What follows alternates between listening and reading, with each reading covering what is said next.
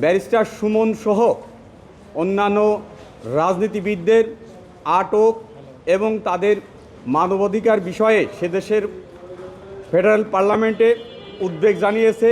Barrister সুমনের বিষয়ে ইতিমধ্যে আমরা এর আগে আপনাদেরকে অবগত করেছিলাম যে অস্ট্রেলিয়া বসবাসরত বাংলাদেশি কমিউনিটির যে উদ্বেগের বিষয়টি সেদেশের স্টেট নিউ সাউথ ওয়েলস স্টেটের সিনেট উচ্চকক্ষে উত্থাপন করা হয়েছিল।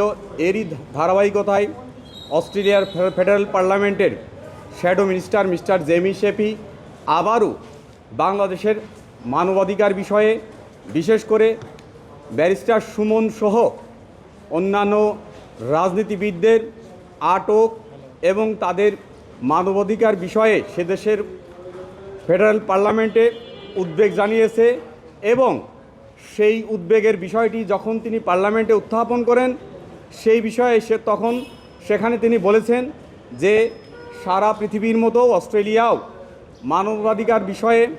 মানবাধিকার লঙ্ঘনের বিষয়ে তারা সোচ্চার এবং তারা সবসময় যাতে পৃথিবীর সব জায়গায় বাংলাদেশ সহ সব জায়গায় মানবাধিকার মানুষের অধিকার অক্ষুণ্ণ থাকে সেই বিষয়ে তারা তাদের ক্যাম্পেইন অব্যাহত রাখবে এবং তাদের পক্ষে কথা বলবে।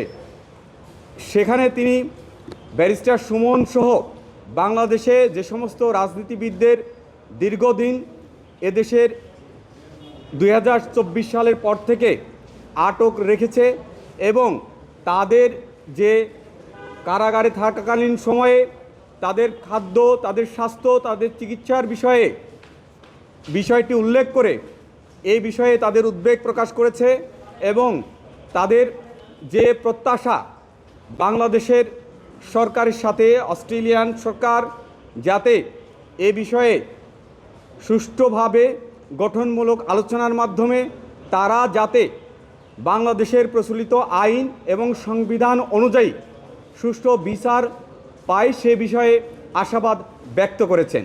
ব্যারিস্টার সুমনের বিরুদ্ধে এ পর্যন্ত আমাদের জানা মতে 8টি মামলা দায়ের করা হয়েছে এবং 2024 সালের 22 অক্টোবর থেকে তিনি কারাগারে আটক আছেন। ওনার যে কয়টি মামলা দায়ের করা হয়েছে প্রত্যেকটি মামলার বিষয়ে দায়রা জজ সহ হাইকোর্টে আমরা জামিনের আবেদন করেছিলাম। ইতিমধ্যে প্রত্যেকটি মামলার শুনানি হয়েছে এবং শুনানির পর 4টি মামলায় হাইকোর্ট ডিভিশন থেকে জামিন প্রদান করা হয়েছিল। তার মধ্যে 2টি মামলায় অনারেবল চেম্বার কোর্ট স্টে করে দিয়েছিল, বাকিগুলো রুল নিষ্পত্তির জন্য অপেক্ষায় আছে। আমরা অচিরেই এই রুলগুলো নিষ্পত্তি হবে বলে প্রত্যাশা ব্যক্ত করি।